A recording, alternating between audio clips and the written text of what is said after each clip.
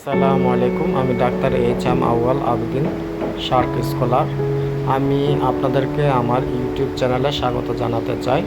আমরা আজকে এখানে বাংলাদেশে বন্যার প্রধান কারণ নিয়ে একটা ভিডিও তৈরি করব।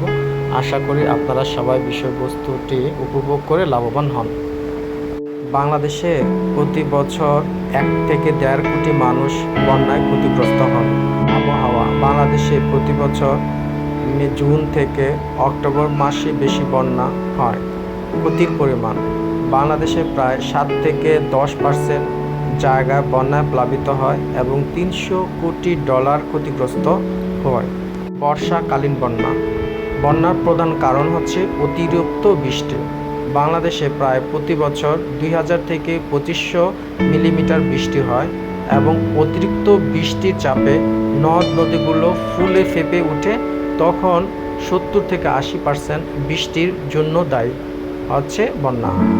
নদীর পানি বৃদ্ধি হিমালয়ের বরফ গলা পানির কারণে নদীতে অতিরিক্ত পানি জমা হয়, যার জন্য 20 থেকে 30% বন্যার কারণ হচ্ছে পদ্মা, মেঘনা এবং যমুনা, ব্রহ্মপুত্র অতিরিক্ত পানি।